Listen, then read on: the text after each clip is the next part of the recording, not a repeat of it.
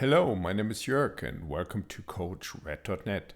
In the prior video, we learned how to create a to-do in AppGyver, and in this video, we will update the text portion of the to-do.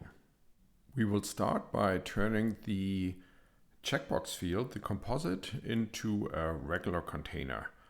It's just easier to separate the checkbox and the label.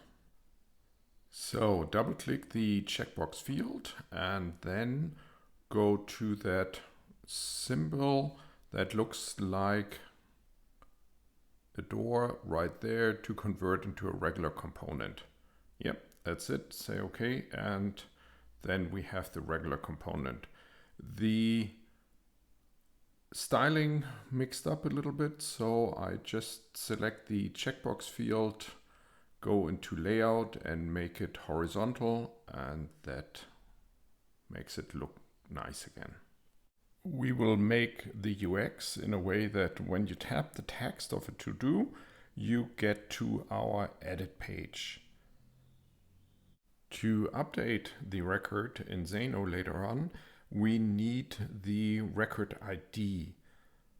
To pass that over to the edit page, I extend the variables. So I go into the variables section, and here my app variable edit pp, and add the to-do ID.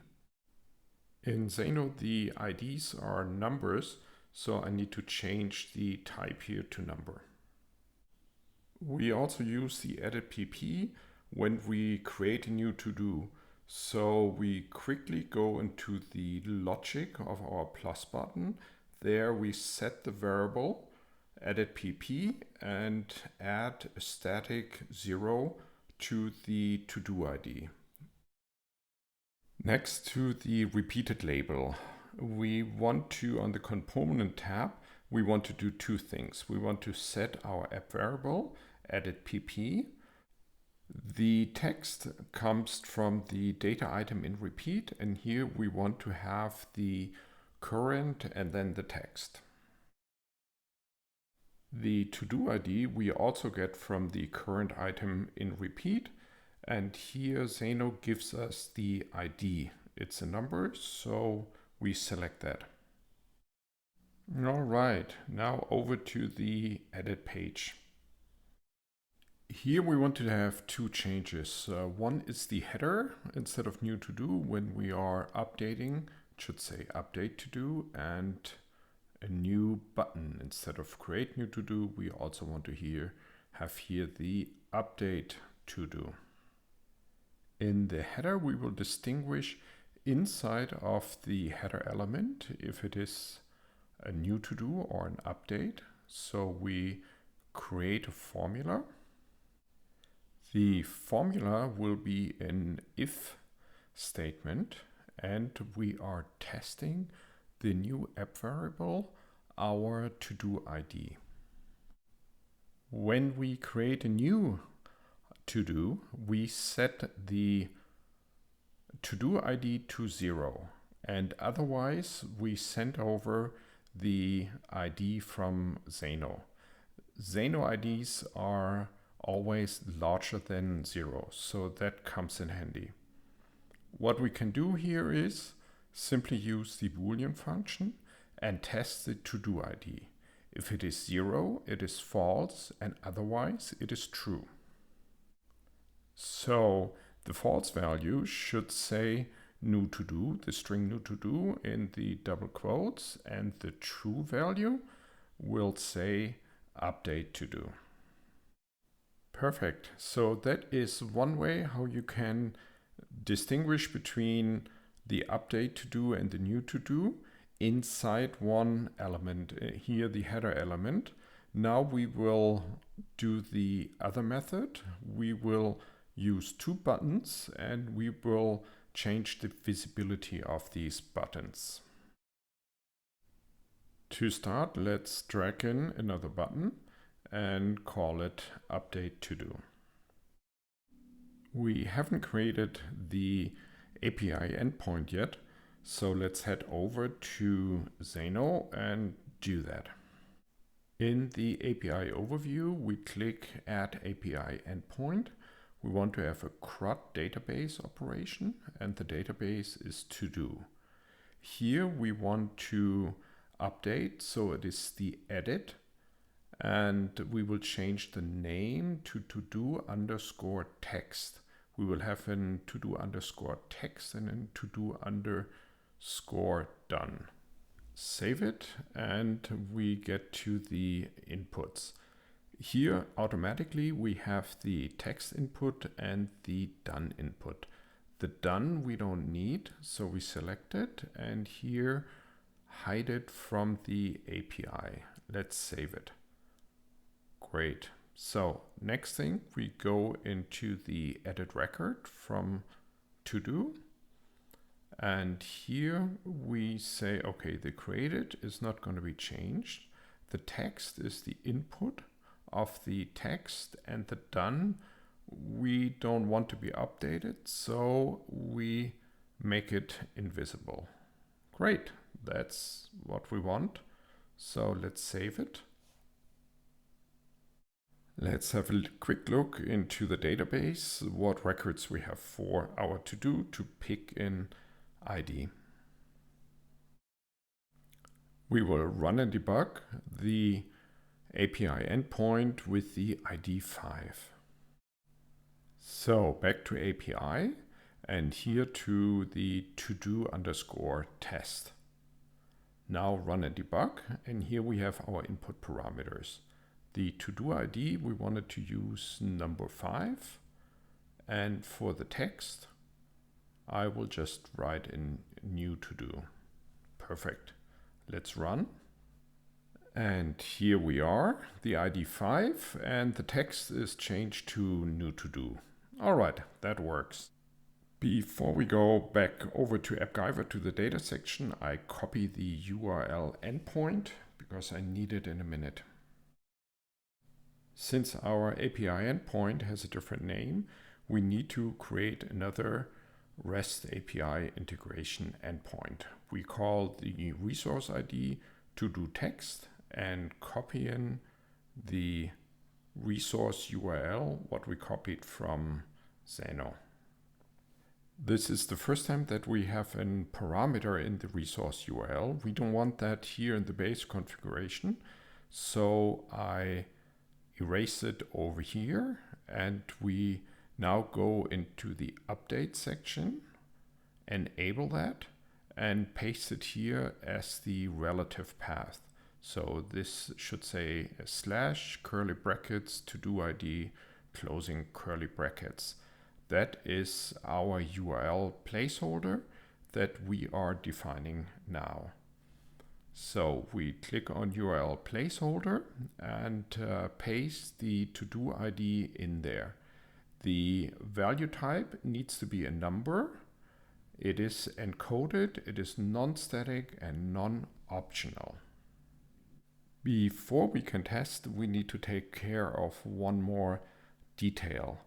AppGyver uses the put method to update a record, and Xano by default uses the post method. We can go back into Xano to align it.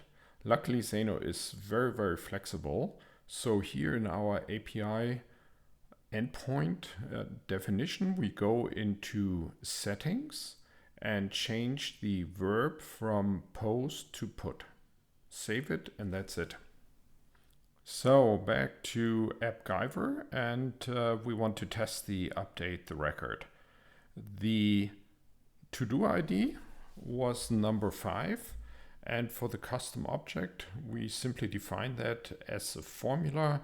And since we only have one parameter in here, our text parameter, we just manually write in text, : and creatively new to-do. Now to testing it. We run the test and everything okay. Perfect. To continue, I set the schema from response and go back to our logic. First is our safety net. So an if condition, and I'm testing the app variable added pp.text if that is empty. If empty, I want to throw a toast to say please enter to do.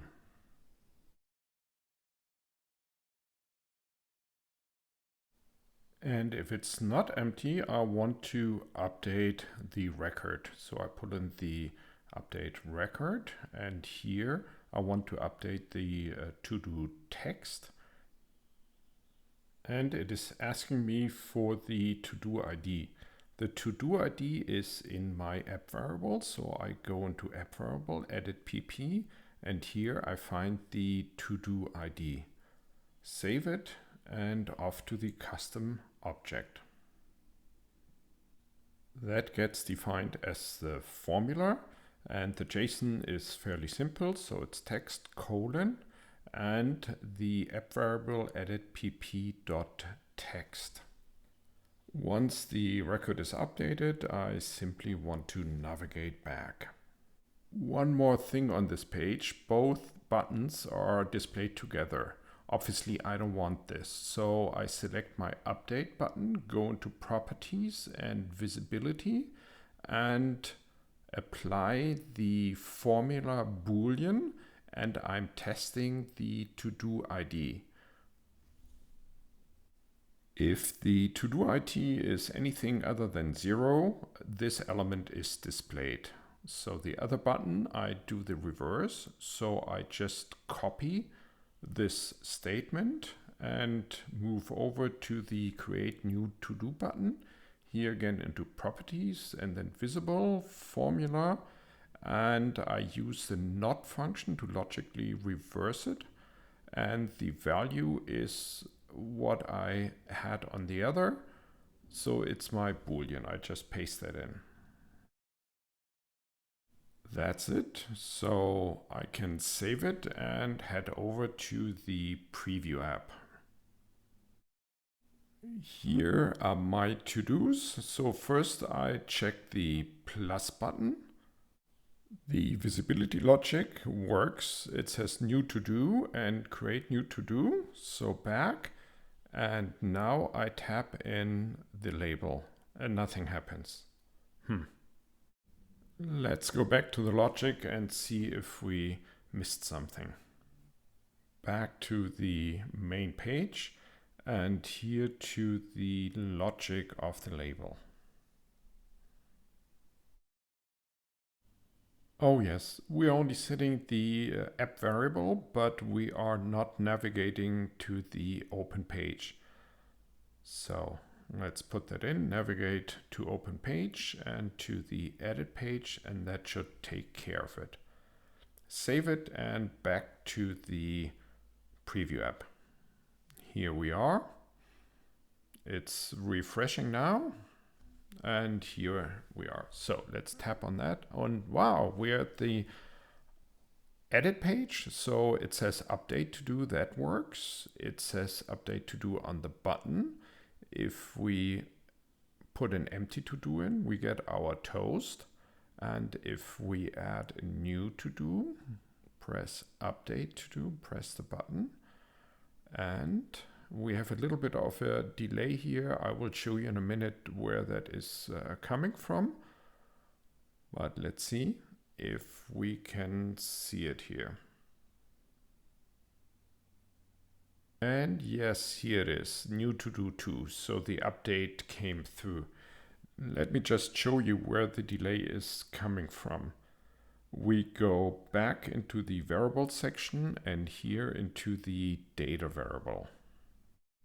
Each data variable has its own logic section. So this says when the page is mounted, get the record collection and set the data variable to do 1. And after that is done, you have a delay of 5,000 milliseconds and you start over again. This works fine for demonstration purposes. However, when you are doing your application, you need to do this manually. Anyways, the update of the to-do of the text portion works. And in the next video, we will update the check mark. So see you there.